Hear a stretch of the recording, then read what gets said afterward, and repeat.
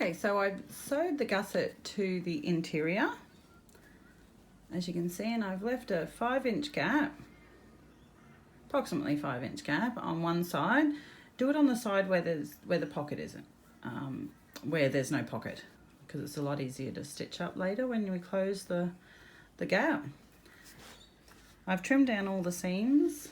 I also noticed too that if you're having trouble with stitching your gusset around that connector, you can also flip it out when you do that and sew down that way, then it's not in your way, or you can stitch the connector on after you've already done the gusset.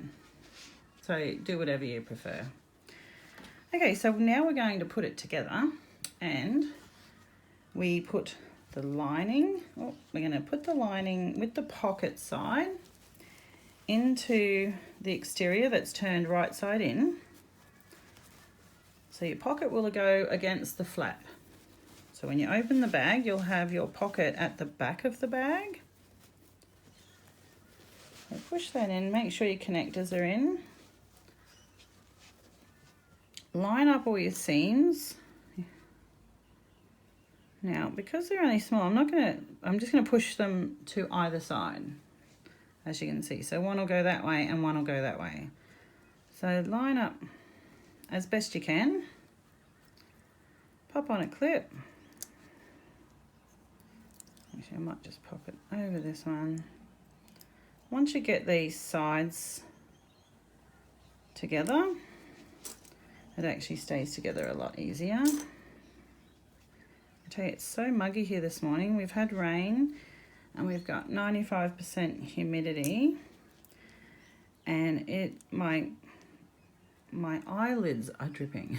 that's how humid it is here. But we got rain, which is a wonderful thing. I just hope that they get it down south, because I'm in Queensland and we've been very blessed that we've had a bit of rain and the temperatures haven't been as harsh as what they have down south where the bushfires are happening.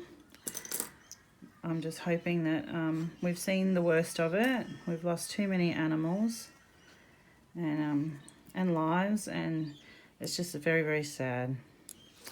Okay, so hopefully we can raise some money from the sales of this pattern, because this will be an ongoing thing. I will always donate all the proceeds from the Midge bag pattern to the Red Cross for the bushfire crisis.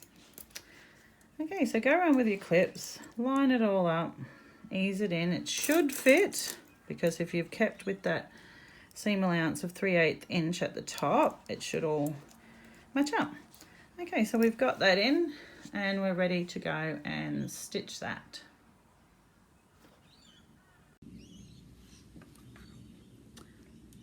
Okay, so we're going to stitch the top of the bag now, where we put the interior into the exterior.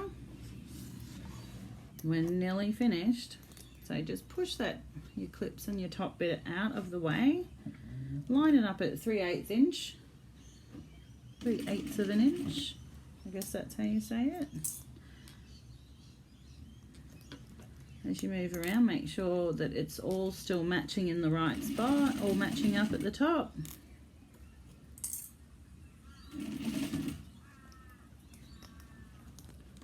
I stop and take my time on this part, because it's it can easily slip out.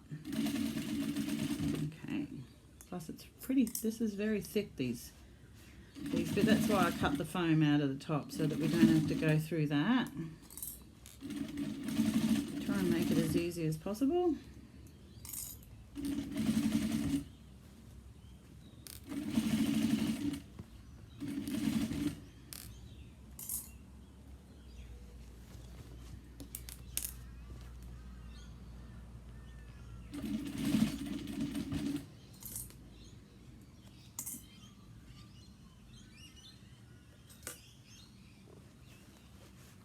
Okay,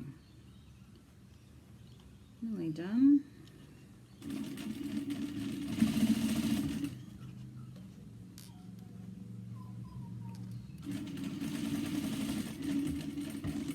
So make sure you back stitch at both ends, or I just go over the beginning of the stitches and then backspace to lock it in. Now if your machine, trim this down, sorry, to about 1/4 of an inch, what you've just done. It's up to you. I don't tend to trim this because my machine can handle the layers when I'm top stitching, but I know that some people's machines can't. So you can either grade it down where you cut them a little bit different lengths, or trim it right down to 1/4 of an inch. Okay, so we're just going to turn the bag through. Bring it up a little just so you can see. So we're going to go through the lining. So pull that out of your exterior, and you can see there's the gap. Okay, put your hand in through the gap and pull the exterior through. Well, fold it down. I like to fold it sort of like that, so the gusset is between my thumb and my pointer, and then I pull it through slowly.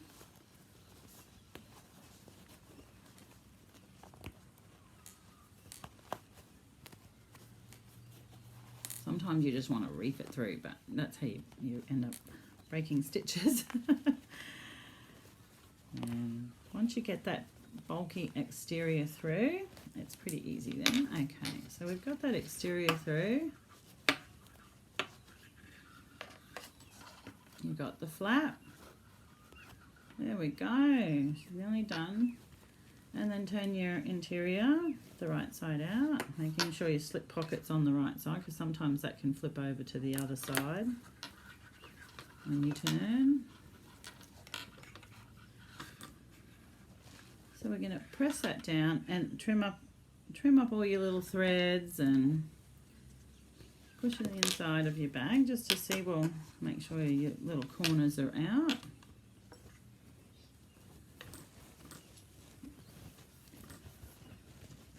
That in there. Okay, so there's your nice bottom. I like the darts and a gusset. It gives it a wider bottom and a pretty, I think it's just pretty anyway. So there we go. So check your lock, make sure it all fits, and there's our Midge bag.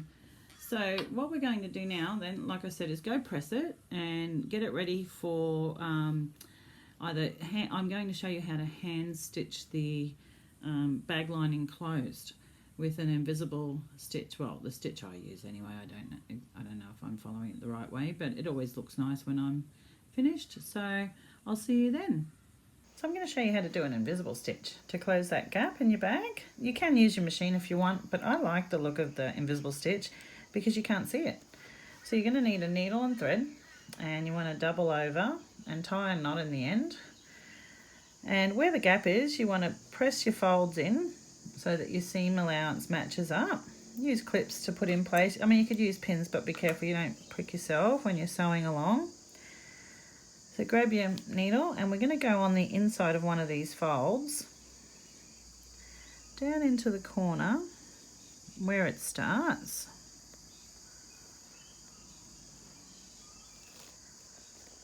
Come through there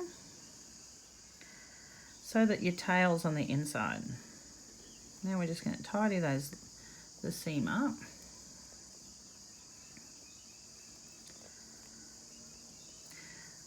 Then you go to the other side and you'll go straight into the top of the fabric.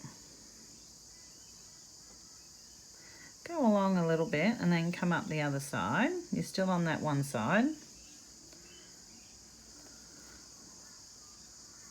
Then go straight over to the other side again and poke in there. And do the same thing and come through after a little bit. And then the trick is to make sure that when you're crossing over to both sides, make sure that you go directly across, because then it's like it's a ladder stitch and it stays hidden in the seam.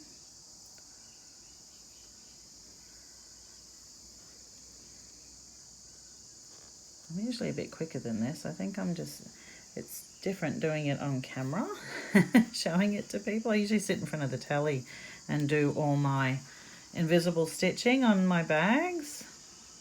I find it nice and relaxing. Yeah. Okay, so I'll finish that off and then I'll come back and I'll show you how to, oops, sorry that, I knocked the camera. I'll show you how to end that off. I'm up to the end, and so what I'm going to do now is go back over one of my stitches, come back out, and then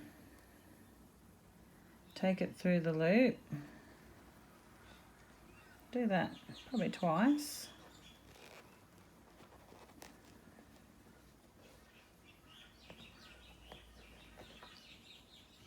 It's hard, I've got sweaty hands, so it's hard to grab the needle. And then when you're finished, go back in again and then take your needle across the fabric and bring it out as far as you can go. Trim that off right down, and then you've got a tail on the inside. And look how neat that is. Well, as neat as I could do under these circumstances.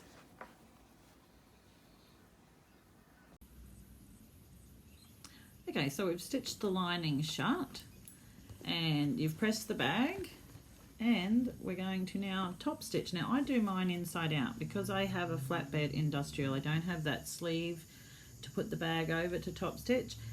I think if I went back to a domestic, I'd probably still do it this way because I do find I have a better control over the top stitching. So I turn the bag to exterior inside, and I always start above a connector so that you can't see where the thread starts and ends. Now I top stitch about 1/8 of an inch all the way around the bag.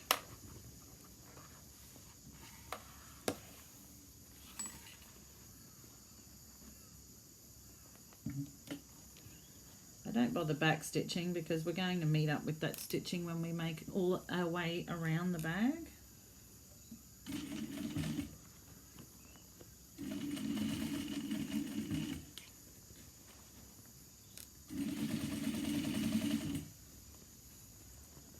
Now I do know that some people have trouble with top stitching. I always use my normal foot. I never use a zipper foot. I have a better control. I don't know. There we go. Better control of the fabric. I don't slip off the sides. I used to try and top stitch with a zipper foot. I don't know why. I think I was just left it on. I was just being lazy. I learnt the hard way.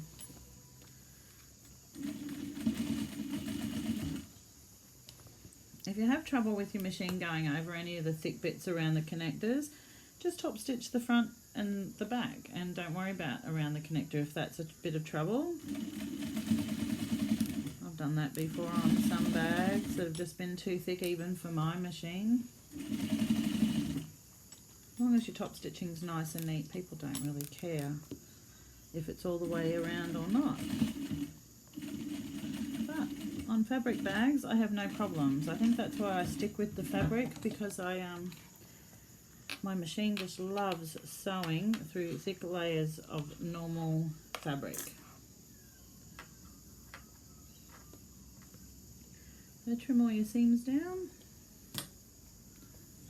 and turn your bag inside out. Well, I have to. That's all my top stitching done. One last thing to do is the handle and the crossbody strap for the other one I made. So with this one, I'm going to show you how to attach the handle. As you remember, we put stabilizer on the center of the handle, and there should be 2 inches on either end that has no stabilizer. So we're going to wrap that one end with the wrong side facing up around the connector, fold to the 2-inch mark where the end of the stabilizer is, fold under and make sure your raw ends meet the rectangle ring. I pop on a clip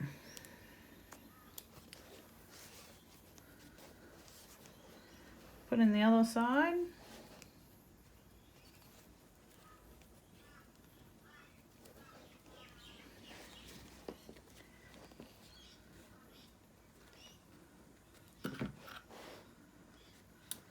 Okay, so there's your handle. As you'll notice, it is a smallish clutch style handle. You can make it bigger. I know some of my testers prefer a bigger handle. It still will open. It's like I said, it is still a functional bag. It just looks really cute and it gives me a retro vibe, and that's why I designed it. So we'll go over and we'll stitch it, and I'll show you how to get under your machine, or you got to under your foot. You don't really have to. You can use rivets if you'd like to attach that, or just stitch straight across.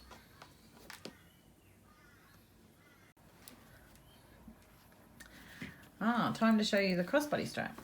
This one is fun. I enjoy putting a crossbody strap on because it can be a little bit challenging.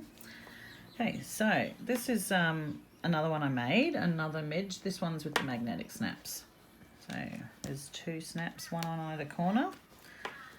So grab your crossbody strap. You want to go with your wrong side, the folded bit, in towards the bag and go into your rectangle ring. Go up about like the 2 inches with or 1.5 inch, whatever's you're comfortable with to sew under your machine, because it doesn't really matter. It's just one strap, so it doesn't matter if your ends are different, whatever length different to mine. Make sure you keep your strap all facing one way as you work. Keep checking as you go along. Okay, so now we're going to grab our rectangle ring. I tend to go in from the bottom where it's folded over, the wrong side of it.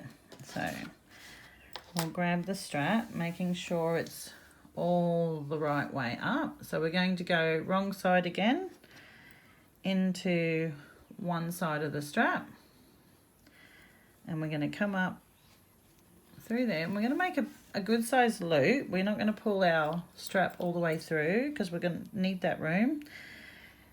Then we go, well actually we should take a fair bit, sorry, at the moment. Yeah, see what I mean? It still challenges me. I still have to think about it when I do one, but I don't need instructions anymore, thank goodness.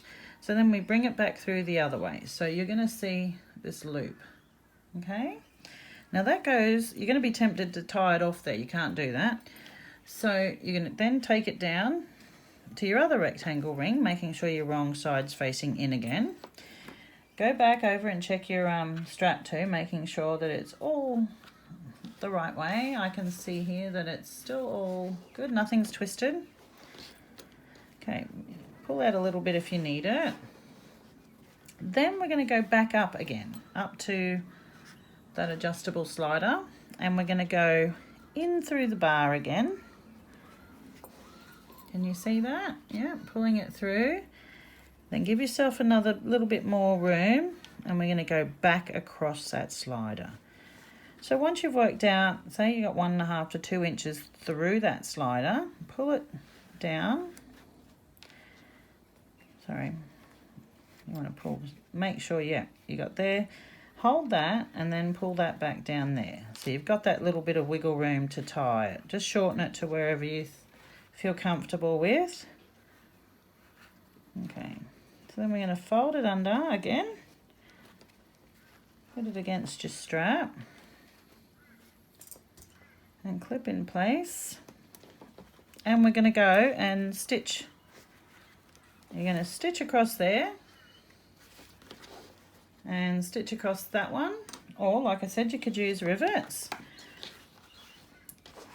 and you can, there you go, you can see that's your crossbody strap.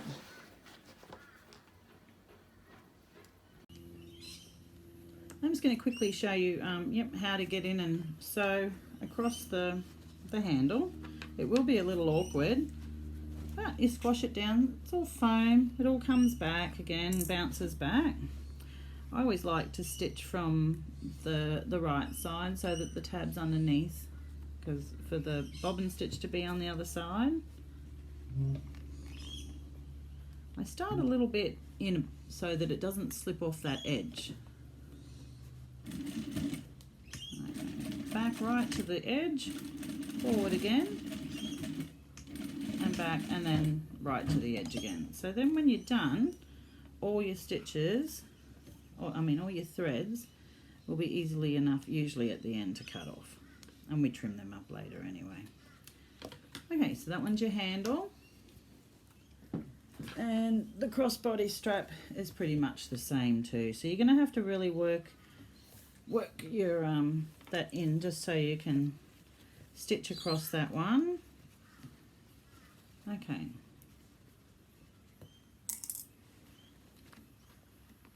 Now this one's a little bit closer. I might want to pull that out just a little bit more.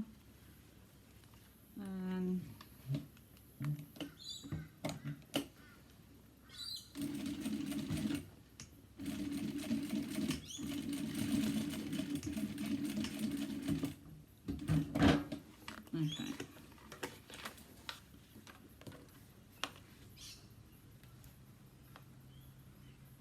And just stitch your other end of your strap, and then you're done.